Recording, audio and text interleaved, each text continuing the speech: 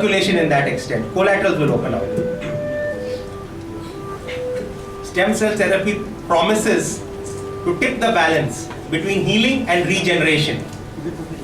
Most of modern medicine helps us to heal ourselves, gives us tablets, gives us injections to heal. But this is the only therapy which is promising as of today, which helps the body to totally regenerate. Of course, it has been tried in diabetes. About treating such diabetic foot, I think Dr. Anil will be an expert to talk. I think after the lunch break, we'll have more session about how to treat diabetic foot with his. I won't touch that much because of shortage of time. But in short, stem cell will not cure diabetes. Diabetes needs a holistic approach. Any kind of disease, along if you give stem cell, it's not a magic injection.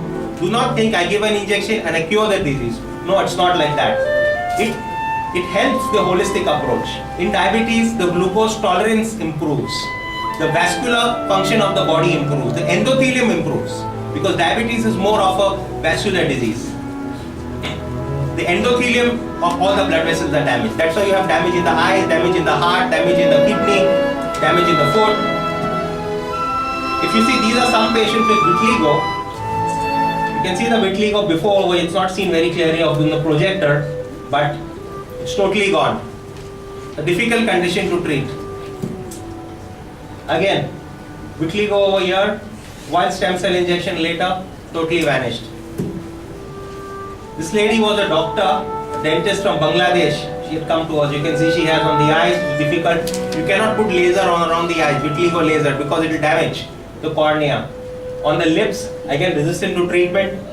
You can see 2 sessions later, 2 treatments later, she has a little bit on the lip. If you see this is not gone, but the rest of the thing is totally gone. Sometimes we combine stem cell and PRP. We use it for hair treatments. You can see one session, this patient is starting to get kind of villous hair. Again, a micrograph. You can see there were totally no follicles. Follicles have started to regenerate. Cystic fibrosis. There are studies in the world where stem cell wash has been given bronchoscopically, and it is helping cystic fibrosis. But there are no published studies as of yet. There's not enough work published rather.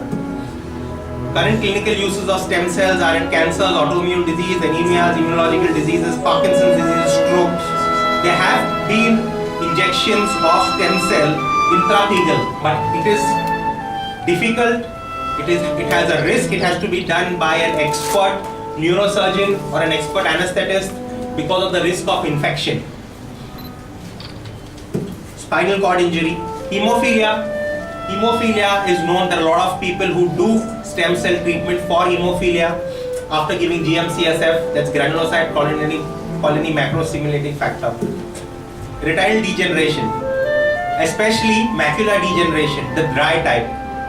There is no treatment in the world for this. There are injections of anti-VEGF drugs like Avastin, Macugen, but this is for the wet type, where there is blood vessels growing under the macula. But in this, what you call it, dry macular degeneration, there are no blood vessels growing. You see there is something called drusen or protein deposits. This can only be treated by stem cell and by nutritional therapy. As of today, we tell the patient, just take some nutrition, just take some vitamin A, just take pycnogenol and go home. So you can give some kind of stem cell therapy which they improve. Patients start to see better, patients are more happy. Again, for corneal regeneration, we have tried, especially after corneal transplant, people scrape the limbus, culture the cells, and again put it back to the cornea, so the healing is faster. The graft rejection is less.